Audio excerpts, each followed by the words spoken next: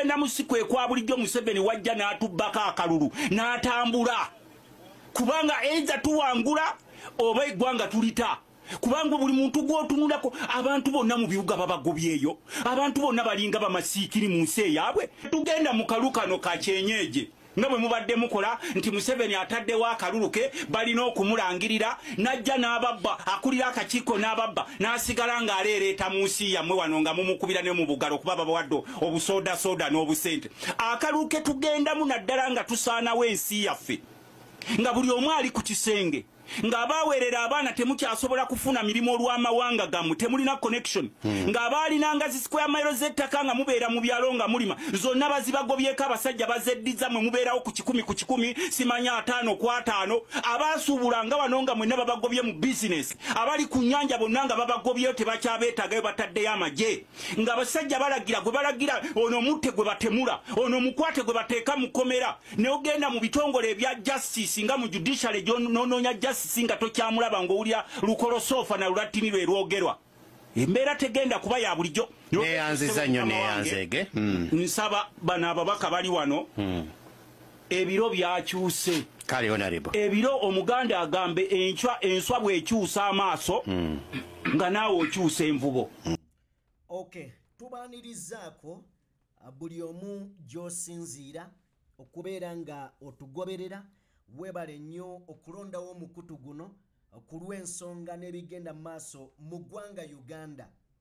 Leero sirinzeka ndi ne Morgan tugenda kubeera nga tubatambuza mpola mpola wabula ng'ensonga tugenda zikwata kannabwala mu ebyo bye tulina olunaku olwaleero njagala kutegeeza nti oluvannyuma lw'ekibiina kya Patriotic League of Uganda okubeera nga kyalumbye ekitebe kya Germany olunaku olw'eggulo we bwazibidde akawungeezi nga General Museveni agamba owaaye abasajja tebaleeta ate ebizibu mu ggwanga bw'atyo ng'ayise ambasada wa Germany ne basinkana mu State Lodge e Nakasero n'amugamba owaaye bye baakoze nabirabye naye kakkana obusungu tebukwe General Museveni yasalawo okwetonda ku lw'ebikolwa ebya General Muhoozi mu ngeri emu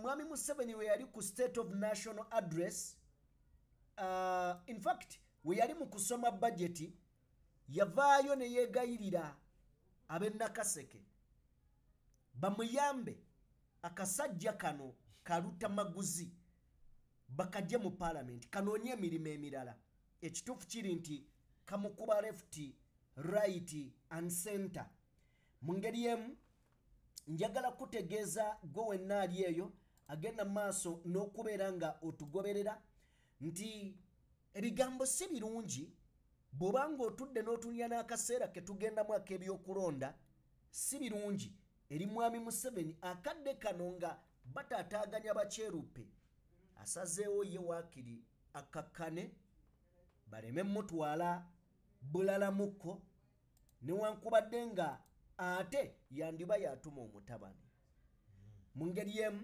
olunaku olwaleero mawulire si malungi we bwakeeredde nga Shamimu Malende taata we yavudde mu bulamu bw'ensi eno kitalo nnyo nnyini ddala eri lawyer muna NUP eyaviiriddwako taata we emboozi nnyingi so nga ate sagala tubuuse maaso ensonga y'omuvubuka omuvubuka amanyiddwa nga Kunga Uganda Media omuvubuka oyo abadde yeegulira erinnya ku internet okuvuma n'okuwemmula famire ya Bobi Wine omuli Bobi Wine mukyala we nga muvuma ebigambo ebizito okkira emizindaalo wabula ebigenda maaso mu bulamu bwe tebuwooma era amazima gali nti tebiwa mirembe so nga ate Joel Ssenyonyi Bisekezi yavuddeyo olunaku olwajjo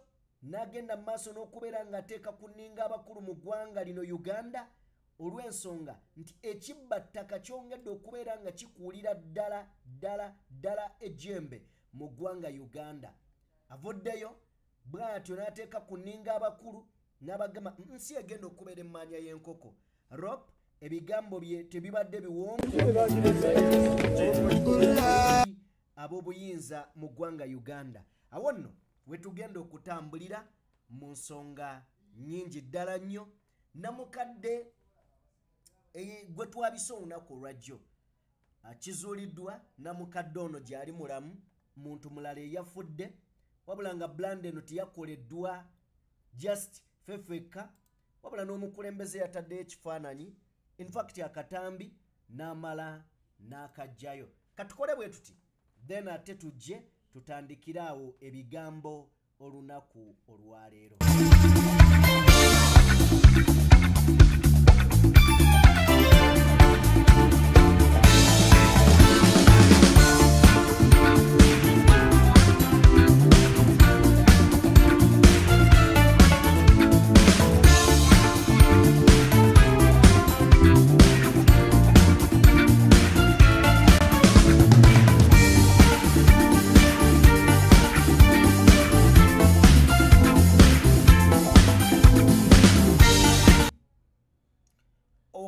Tubaanirizaako bassebo ne bannyabo buli omu gy'osinziira okubeera ng'otugoberera weebale nnyo weebalire ddala okubeera ng'otwegasseeko mu kaseera kano Morgan kakubuuzeeko tutandike ebigambo bye tulina nate olunaku olwaleero. Morgan buuza ku bantu tubawe ebigenda mu maaso mu ggwanga. Okay, nange nyongero babuuzaako omwenna abagenda mu maaso n'okubeera nga mwekuumidde ku mukutu guno oli ku DPTV Uganda. Nze Morgan ndi ne Sajjime olunaku lwaleero ate tukwongereyo. Okay, kale ewatali kubeera nga tulwa tukkirize mukwano gwange tusobole okubeera nga obaolyawo tugenda mu maaso n'okutunuulira obulamu n'akatambi ka mwana mulenzi gw'olengera awo ku screen yo. Omwana oyo oba omulenzi oyo yeeyita Kunga Uganda Media. Omuvubuka oyo yeegulira erinnya mu kuvuma okutyoboola Robert Kyagulanyi Ssentamu nga amuvuma ebigambo ebitayisika mu kamwa. Omuvubuka oyo njagala kutegeeza gwali eyo nti okusinziira ku bulamu bwe tulaba n'abamumanyi alabika nga obulamu bwagootaanye. Okugootaana kutya nti yagudde eddalu okusinziira ku bamumanyi bagamba nti omulenzi ono alabika yagudde eddalu. So Morgan abantu abajja bavuma Bobi Wine ono oyinza bagamba kigambo ki? Because sisuubira nti ovuma omuntu atalina kyakkoze atakuyinaako buzibu kiki ekiba kisumbuwa omuntu naddala mu kiseera ono omwami we yavumira ennyo Bobi Wine we wali gavumenti oba we bamenyera abantu mu Lubigi mbu bali mu ntobazi omwami oyo yavaayo n'ayimirira mu lujjudde lw'abantu n'atandika okuvuma Bobi Wine okumuvuma. Kiki ky'osuubira olwaleero oba tuwulyeko ku bigambo bye katono soke tuwulyeko katono nnyo ku bigambo by'abaabaddewo kiki boogera ku muvubuka ono. Okay. Sajja oyaba kikunga bajja okunga media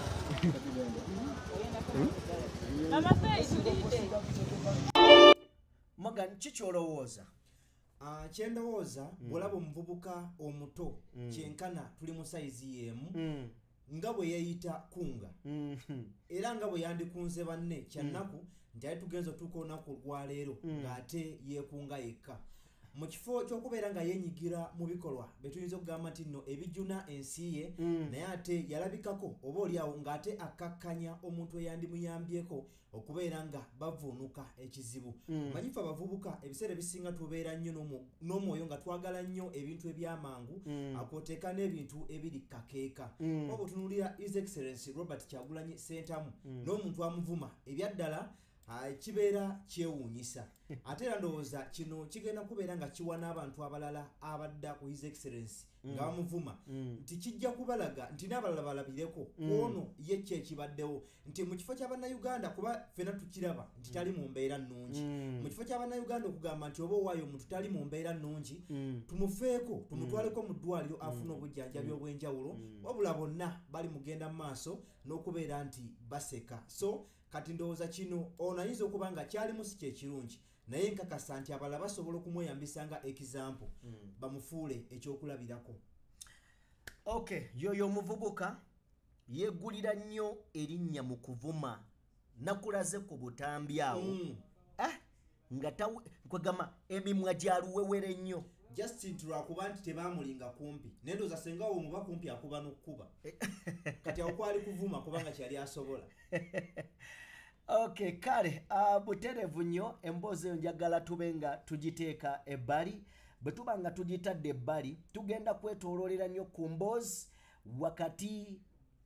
wakati wa General Museveni ne ambassador ow'eggwanga erya Germany naye nga tetunnaba kubeera nga tugendayo nzikiriza tubeeko emboozi gye tuba tusooka okulaba emboozi eno yankutteko nnyo era njagala tugyogereko ekifaananyi ekyogenda mu maaso n'okuba ng'olengera kifaananyi kya General Museveni bino byabadde bigambo bye General Museveni yagambye okusinziira nkootinga omukutu ogwa Daily Monitor yagambye nti I declared in fact President Museveni has declared himself a modern day king.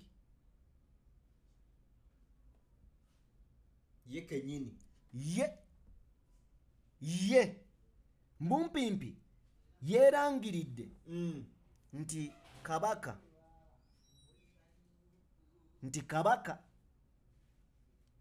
Bw'okiwulira. Kiki ekiyinza okujjira mu mutwe?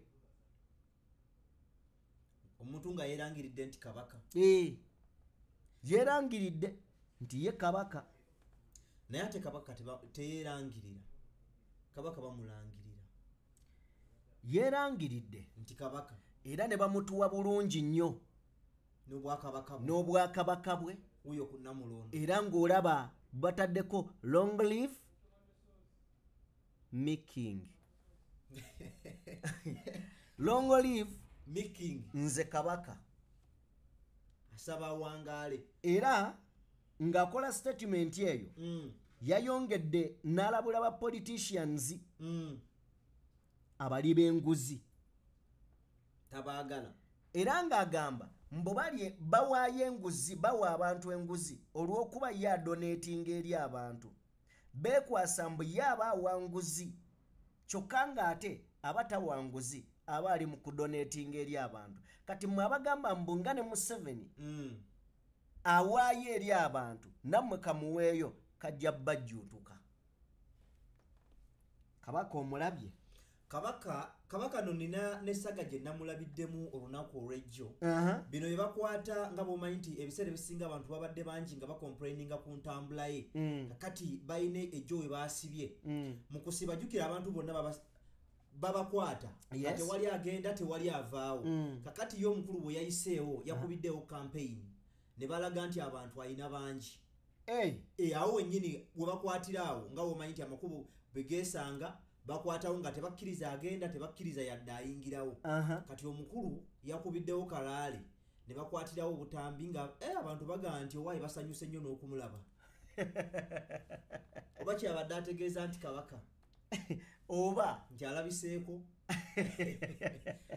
kati alamula ki alamula Uganda tekijja kukola alamula Uganda nze siriimu oyagala kuwakana siriimu sebo olwoleko kye bayita tayadi muzzukulu oli retired eyakoowa oli tired yes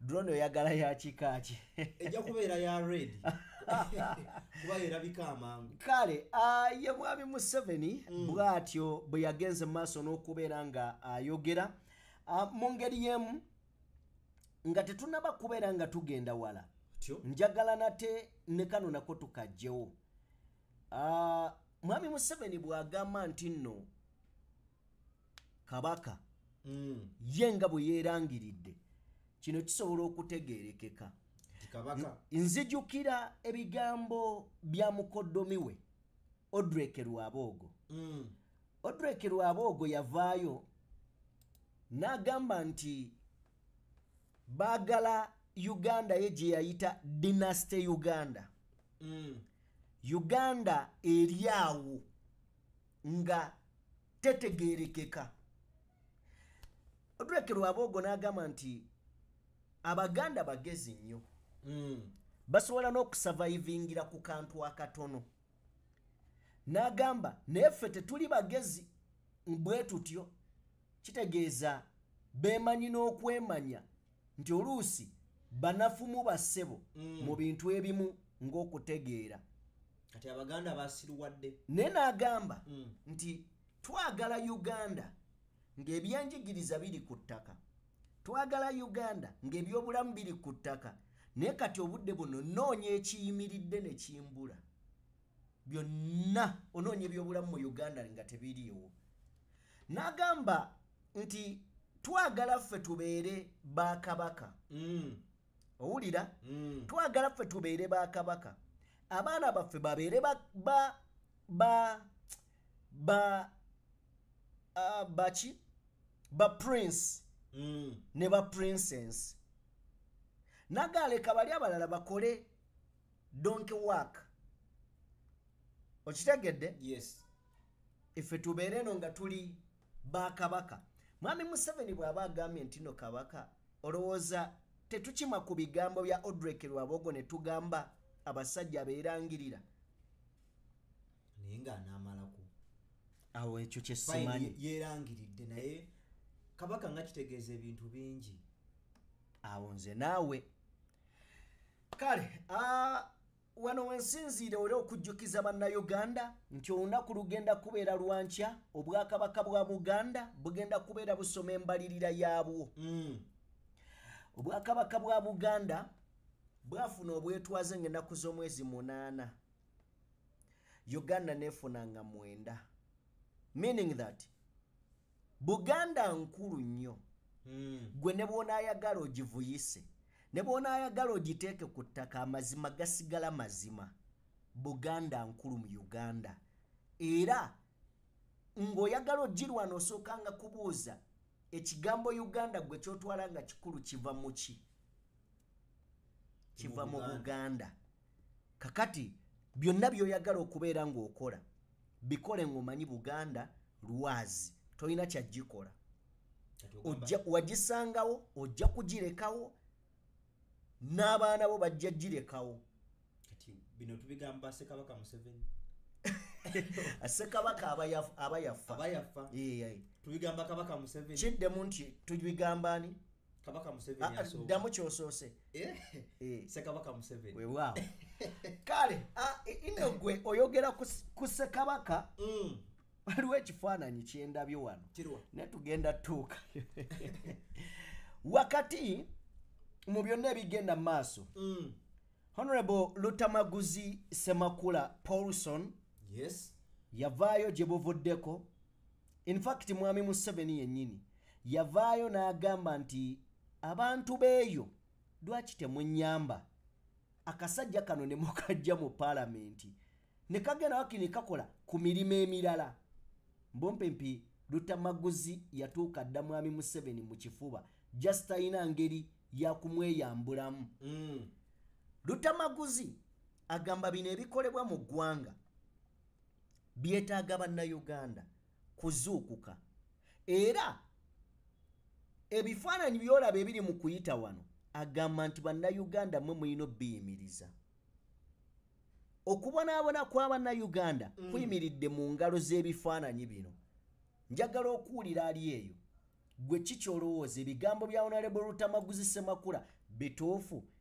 Gwe boolabaawo ddala be bali mu kuliisa Bannayuganda akakanja? Gwe kikyolowooza? Leka tuwulire ebigambo bye then bitutwale waro Joel Bisekezi Ssenyonyi, then bwe tuvaayo tuwe submission yo ku bigambo bya Honorable Lutamaguzi Ssemakula Paulson. Katujje. Alright. Nononya justice nga tokyamulaba.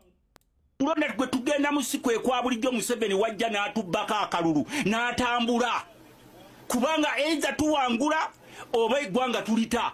Kubanga buli muntu gw'otunulako abantu bonna mu bibuga babagobyeyo. Abantu bonna balinga bamasiikiri mu nsi yaabwe. Tugenda mu kalukano ka kyenyeje. Nga bwe mubadde mukola nti Museveni ataddewo akalulu ke balina okumulangirira, najja n'ababba akulira akakiiko n'ababba n'asigala ng'aleereeta mu nsi yammwe wano nga mumukubira ne mu bugalo kuba babawadde obusooda n'obusente. Akalulu ke tugendamu naddala nga tusaanawo ensi yaffe, nga buli omu ali ku kisenge, ng'abaaweerera abaana temukyasobola kufuna mirimu olw'amawanga gammwe, temulina connection, ng'abaalinanga square mile z'ettaka nga mubeera mu byalo nga mulima, zonna bazibagobyeko abasajja bazeddiza mwe mubeerawo ku 10 simanya 5 ku 5, abaasuubulanga wano nga mwenna babagobye mu business, abali ku nnyanja bonna nga babagobyeyo tebakyabeetagayo bataddeyo amagye, ng'abasajja balagira gwe balagira ono mutte gwe batemula, ono mukwate gwe bateeka mu kkomera, ne ogenda mu bitongole ebya justice nga mu judiciary gy'onoonya singa tokyamulaba ng'owulira lukolosofa na lulatini lwe lwogerwa.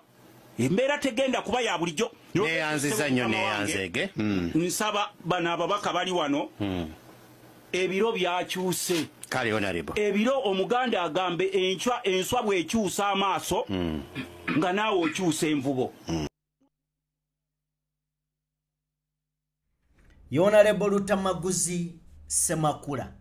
Kiki kyolowooza ku bigambo bya Lutamaguzi? Ebigambo bya Lutamaguzi birungi era nga sigwe gusoose okubyogera, naye kyebuuzibwa nti ffe tuli ready okubeera nga tubiteeka mu nkola, kubanga buli muntu agenda vaya ajja atugamba ebigambo bye bimu, naye ffe oba oli awo bagenda bitugamba nga tetuli ready, kigenda oba oli awo kimala, kubanga batugamba nti omulundi guno sigwe kugenda okubeera tegenda kubeera mmanya ya nkoko nti agenda kutubba agenda ayinaayine. So kati kiri eriffe kubanga kaseera kayinza okuba nga katuuse, tebulayo myezi mingi nnyo akubeera nga tugenda mu kalulu. Okay, kakati gwebyo ng'obitadde ebbali, waliwo oluyiira olwakoledde. Oluyiira lwakoledde si wala nnyo eri Mwami Museveni. Nga saategedde kuseesaamu. Mwami Yoweri Kaguta Museveni, King Museveni, Kabaka Museveni. Kabaka Museveni. Bino bye biriwo. Obadde okimanyi nti nno baayise ambassador ow'eggwanga erya Germany bamuyise wano mu Uganda owa wano. Entale zibaddewo zijjukira buterevu. Kakati Mwami Museveni yagambye ambassador, jangu twogere, jangu tusooke twogeremu ng'abantu abakulu. Olunaku olw'eggulo abavubuka ba Patriotic League of Uganda Piraawo bakutte ekkubo ne balumba ekitebe kya Germany mu Uganda, ng'era bagamba nti Germany esusse okweyingiza mu byobufuzi bya Uganda. Ne tugamba amaanyi nga balina mangi bano. Kitegeeza bwogenda ku kitebe kyabo teri poliisi ebagaana. Poliisi owange singa babadde ba NUP singa banyiga biwundu singa bamu tetunnabalabako, singa waliwo n'abaabuzeewo. Era singa tuli ku mitimbagano tugamba free gundi. Anyway, kakati Morgan ejjo lwabadde lunaku lwakutaano aba PLU lwe balumbye ekitebe kya Germany naye ng'emabega ebize bibeerawo tetugenda biddamu twabibannyonnyola. Waliwo obutakkaanya wakati w'abakulembeze mu Uganda n'abakulembeze mu ggwanga erya Germany oba mu gavumenti ya Germany, ng'era obutakkaanya buno olukongoolo balutadde ku ambasada wa Germany mu Uganda gw'olengeraawo. Omwami oyo waliwo n'amawulire agaafuluma nga bagamba nti asponsoringa abatujju wane Uganda abaagala okumaamulako gavumenti ya Mwami Museveni, era nga si balala bebe ekibiina kya NUP. NUP bagineeminga ddanga ey'abatujju. Kati ono ye sponsor, y'omu ku ba sponsor era gwe basonzeemu ennyo. Wabaddewo obutakkaanya, wabaddewo Twitter ezibadde zitambula wakati w'amawanga gombiriri erya Uganda n'erya Germany, wakati mu butakkaanya n'okusika omuguwa. Mu kusika omuguwa, eggwanga erya Germany liwadde Uganda obuyambi okuva mu mwaka gwa 1962 nga batuwa independence eri. Kitegeeza Germany yakolagana ne Uganda nga ne Museveni tannajja mu buyinza, tannaba kubeera ng'alookalookera entebe. Germany ebadde munywanyi gwa Uganda to the extent nti mu East Africa ettabi lya Germany ery'emmotoka eza Benz wava munno wano yazitunda mu East Africa. Nti Germany banywanyi ba Uganda mu byensimbi, mu byekikugu ebiri technical ne mu byo defense nga ne Museveni tannajja mu buyinza. Kakati obutakkaanya obutali obuliwo buteereddwawo General Muhoozi. Era mu bigambo ebyawulirwa nga ambassador oyo yennyini ali ku screen ng'ayogera, yategeeza General Salim Musare nti dwaki Muhoozi temumukomako ku ngeri gy'akolamu ebintu. Era ne tuwulira omusajja gwe bayita Andrew Mwenda ng'amwambalira. Kakati olutalo luno tubadde tumanyi lwaggwa teruggwanga. Germany yavaayo ye n'egamba nti Bobi Wine mukwano gwaffe nga ye. N'ebyo bye mwogere by'okusponsoringa abatujju ebyo tetubimanyiiko, naye ye tetumwegaana mukwano gwaffe.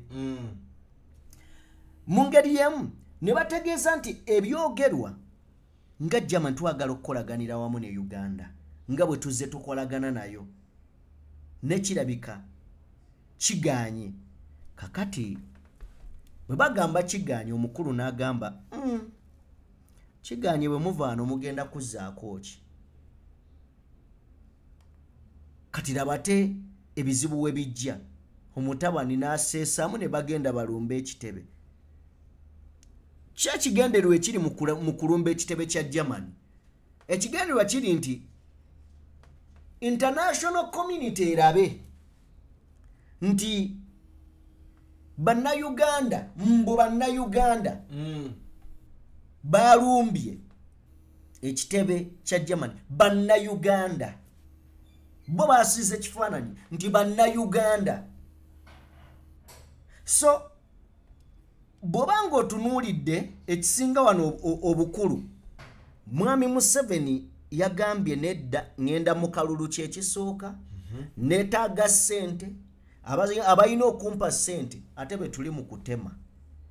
Naga akansooke nzikakkanya oluyiira, nzize emitima gy'abakyeruppe. Olunaku olwajjo twabadde tuli awo nga ate tebifulumye, nga Mwami Museveni yeewuuyo ng'atudde mu State Lodge Entebbe ng'aline ambasada w'eggwanga erya Germany, ne boogera ebintu bingi. Ebimu ku bye baayogeddeko baatutegeezezza Mwami Museveni bye yawandiise oba bye baatadde ku mukutu gwe, oba ye yabiwandiise oba ye yataddeyo. agambe nti akawungeezi k'olunaku olwajjo twasinkanye ne omukulu Mathias oye Mathias tabanga muli wankwe so ambassador wa Uganda wano wa Germany wano mu Uganda era nagamba nti we had a productive discussion regarding mature interests between our countries. I welcome him.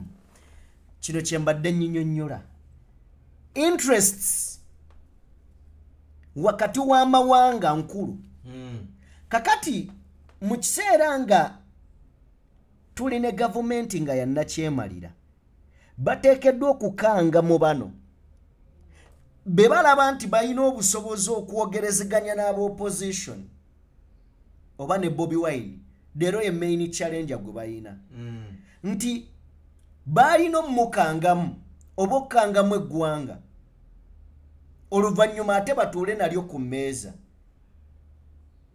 bamugamba owaayi kye wali okola nno si kirungi ti ate wali kye twali tukola intelligence yatugamba kati creating fear mu bakulu bano bakikoze babasinkanye Mwami Museveni yennyini ne yeetonda ku lw'ebikolwa by'omwana we n'ebibaddewo era ne basonyiwagana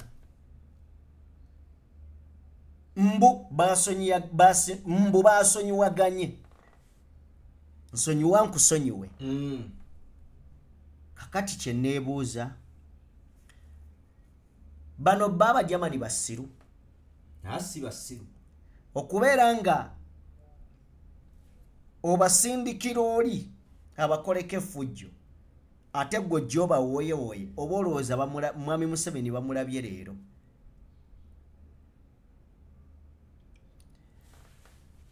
kakati ebyo bye biriwo Mwami Museveni nate ng'era muwozi bwe yakola kuwa America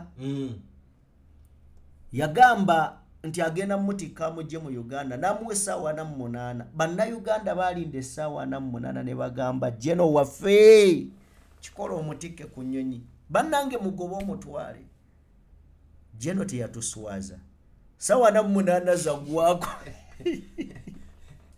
essaawa 48 zaggwako ne tugaa jeno alinda bumale kuwungeera tugaa tugumiikiriza ayinza omugobeka wungeezi eziwere ennaku 3 onaku olwokuna tugenda okulaba nga taata amuyise mu State House eno nkola amuga owaayi ceasefire kakkana biri biveeko oli yayogedde kati biveeko tugende mu maaso n'enkolagana yaffe wayite weeking game ne ye kennyini General Muhoozi n'asaba meeting n'ambassador bwe yavaayo n'alyoka agamba ku X n'agamba nti tuyina enkolagana y'amaanyi eviiridde ddala mu mwaka oba gwali ku mmeka ne Germany ne America ate abo mikwano gyaffe abasingira ddala n'agamba obwabaddewo obwo bwaweddewo tusoosowaze enkolagana gye tulina eri wakati waffe ebyo ebitusoomooza tubimalewo tutambule ne ŋŋamba kati wabadde omugobe owandika tweete nga tomanyi nti n'enkolagana weeziri waliwo n'endagaano in fact Uganda ne America balina n'endagaano yali tazimanyi endagaano bali tazisomangamu omanyi wali abantu abatamirira mu byafaayo batya wange obadde otya kale kakati geego agava sayidi zeeyo bwe tuba nga tuvuddeyo kagamba omukulu yaddayo noteekako uniform amujjukize nti jeno bulungi nnyo bulungi nnyo abasanga abayambadde white niyo wabeerawo ebyenkizo alina okuteerako combat so kale ge mawulire ago mukwano gwange gwe wenna atugoberera era gy'osinzira okubeera nga otuwuliriza amu n'okubeera nga otugoberera webale nnyo webalire ddala mu ngeri yemu twagala kubeera nga tukutambuza nate mawuli amalala ge tuyinawo. Morgan mboozi eno simanyi gitutambuzeemu then atuwuliriza era atugoberera asobole okubeera ng'agitegeera. Ekibbattaka Honorable Lutamaguzi kyeyayogeddeko kyo kigendera ddala maaso mu ggwanga. Era tusaba bekikwatako bannange. Obubbi bw'ettaka buno saagala ate tugere ku makya tugambe nti obubbi buno bw'abantu abatamanyikiddwa. Buno obubbi bw'abantu abamanyikiddwa ate nga tebakwatwako. Kale no tusaba bekikwatako mutuyambe. Mu kifo ky'okulumya abantu waakiri muleke ebyo ebyekisiru bye mukola. Njogedde bya kisiru lwa nsonga bya kisiru era bifaananira ddala ebyekisiru. Ku mboozi eyo then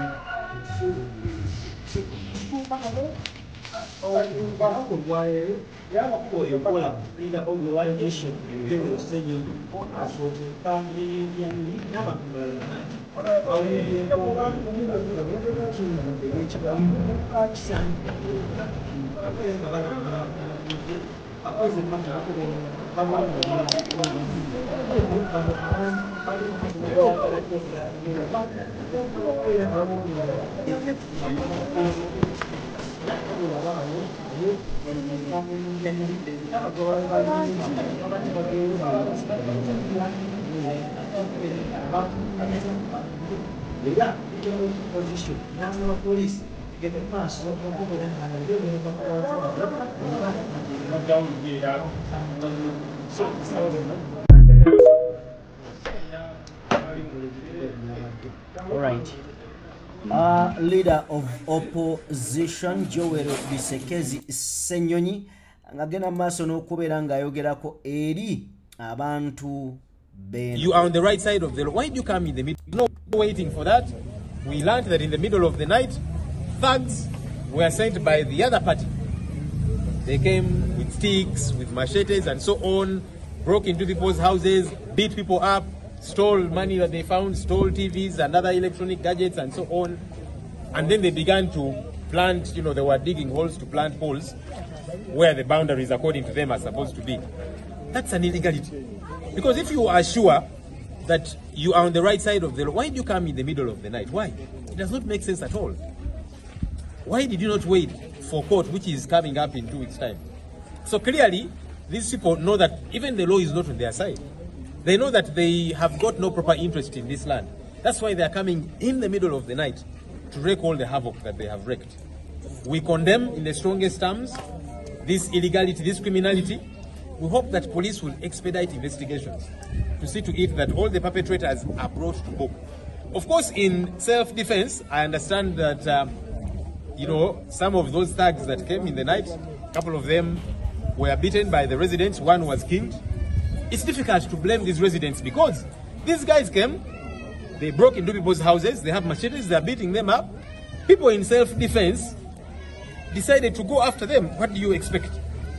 Because this is not even mob justice, it is self-defense. You have come in the night to kill people. So they will deal with you before you take them out. What do you expect the residents to do? But it is unfortunate that we have gotten to this level. All of these things are avoidable to see that no blood is shed by us doing the right thing. Ebintu bino oboolyawo tetwalituuse na wano omusaayi ne guyibwa singa ekituufu kiba kikoleddwa wakati bana no waiting for that. All right, ye leader of opposition Joel Bisekezi Ssenyonyi ngagenda maaso n'okubeera nga atubuulira era nga atugamba ebintu bino bannange tukowa n'okowa n'ebintu ebimu. Obubbi bw'ettaka kyannaku nnyo naye nze nkakasa tewali agenda kubba ttaka ly'abantu. Kino kyo nkyogera nkikakasa. Mulibeereko nga muli balamu. Naye ndi mumativu nti bwe mufa oba bwe munaavaawo bwe munaavaawo abantu bagenda kufuna mwemukolere lino ettaka kwe tuliolira ababugani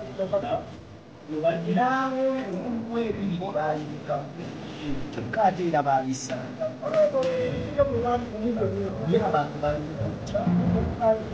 abantu bali mu kubonyabulize ekiri ku mataka eyo omubbali aba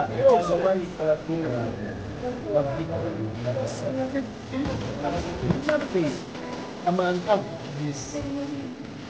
omunkuse yajja nejambiya nga tetumanyi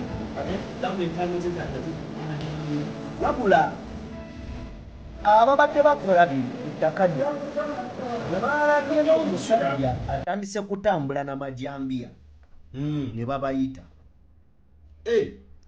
omanye ettaka mu kisenyi awo ikaze ettaka 2 oli okuga nti akuwa emiliyoni 2 ika 2 mu town awo mu kibuga wakati mu kisenyi miliyoni 2 balaba omusajja akutte ejambiya kati babayise batese yatugambye nti babawa bagala bawa kati bayongeseko zizi okitegedde so enseeni siyabanaku kale twagala kubeebaza mwenna netutambudde namu mwebale nnyo mwebalire ddala tugoberere kisimba twagala kubasa ti muwe bilioni ddala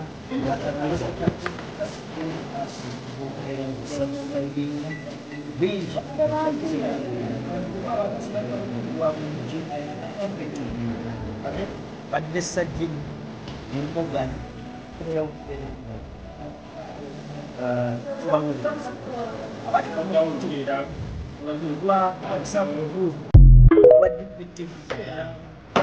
lunaku olw'enkya lunaku lwa sande tugenda kubeera n'okwogera ku mukutu tugenda kubeera n'okwogerako okubaako bye tutereeza ku mukutu gwaffe tugenda kubeerako n'okwogerezeganya ebyenjawulo mwenna abali ku mukutu gwaffe tubasaba eko sobokube nga tebagitwala maaso obwavu nebitwala mundayo